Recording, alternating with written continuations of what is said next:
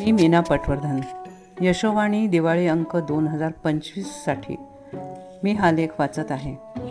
लेखाचं शीर्षक आहे जगी सर्व सुखी असा कोण आहे. मला सुख हवंय म्हणजे नक्की काय हवंय, ते काय असतं, सुखी होण्यासाठी मला काय करायला हवं. म्हणजे मी दुःखात आहे का, तर नाही. दुःख नाही म्हणजे सुख आहे असे नाही. मी अत्यंत सुखात आहे असं ज्याप्रमाणे मला म्हणता येत नाही, त्याप्रमाणे कुणालाच म्हणता येईल असे मला वाटत नाही. जर येत असेल तर ते स्वतः सुखात असताना स्वतःचाच विचार करत असतील. दुसरं कोणी दुःखात असेल असा विचार त्यांच्या मनात येत नसेल. योगी तर सुखदुःखाच्या पलीकडेच असतात. मोठेपणी सगळ्यांनाच वाटतं की आपलं बालपण किती सुखाचं होतं. यावर सगळेजण सतत बोलत असतात. आपल्याला आठवतं तेव्हापासून नुसतं खावं प्यावं, दमेपर्यंत हुंदडावं, हट्ट करावा, आवडीचं खाणं पिणं आयतं मिळतं, पाठ टेकली की कुठेही मस्त झोप लागते. पण लहानपणी तसं वाटतं का? अगदी बाळ असताना सगळंच दुसऱ्यावर अवलंबून असतं.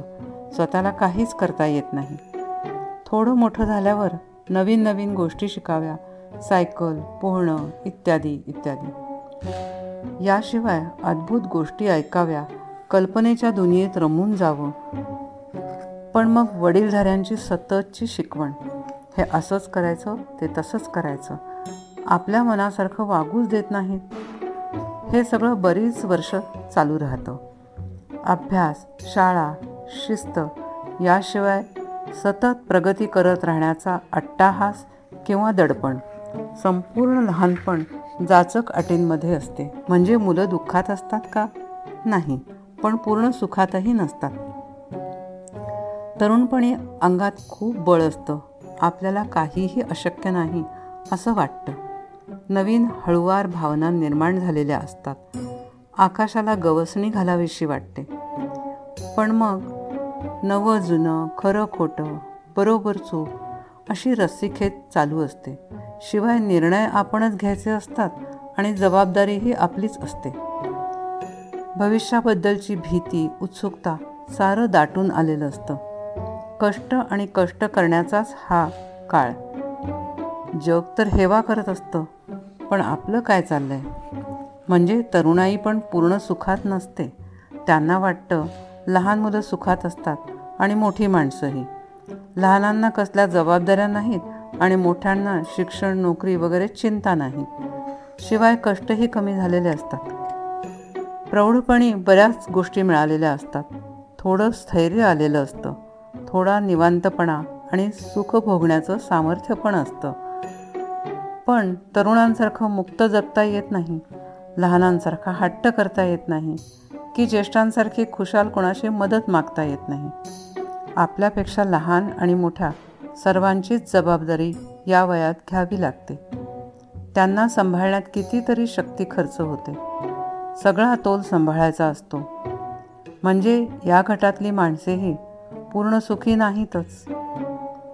म्हातारपणी तर काय, जबाबदारी नाही, काही मिळवण्याची धडपड नाही, पण थोडासा त्रास होतो की आपली कुणाला गरज नाही आणि आपल्या वाचून काही अडत नाही. तब्येतीच्या तक्रारी असायच्याच. पण लौकिकदृष्ट्या सारं मिळूनही काहीतरी खुपतंय म्हणजे पूर्ण सुख नाही. ज्ञानी लोक म्हणतात की अलिप्त राहिल्याने दुःख होत नाही, पण मग सुखही नाही. कारण दोन्ही सुख आणि दुःख बरोबरीनेच असतात. आयुष्यभर मन सुखाचा शोध घेत राहतं. आपल्या सुखाच्या कल्पना तर चुकीच्या नाहीत. सुखाचा शोध घेणेच निरर्थक वाटू लागते. खरं म्हणजे ते आपल्याला सापडलेलं असतं. गाणं ऐकताना, सुगंध घेताना, निसर्गाचे चमत्कार बघताना, फिरताना, सुग्रास अन्न घेताना, बाळाशी बोलताना, खेळताना, शिवाय कुणाला आपली मदत झाली तर त्याच्या चेहऱ्यावरचं हसू पाहताना. आपण खूप कष्ट केल्यावर त्याचं गोड फळ मिळतं तेव्हा. अशा अनेक प्रसंगी मिळणारं सुख हे खरं सुख असतं. आपण ते अनुभवलेलं असतं. कितीही कमी काळासाठी असलं तरी ते अवर्णनीयच असतं. आपण सुखाचा शोध घेत बसतो, पण आपल्याला ते मिळालेलं आहे हे समजत नाही. दुःख समजतं तसं सुखही समजायला हवं. त्याचा अनुभव जाणीवपूर्वक सहजतेने घेता यायला हवा.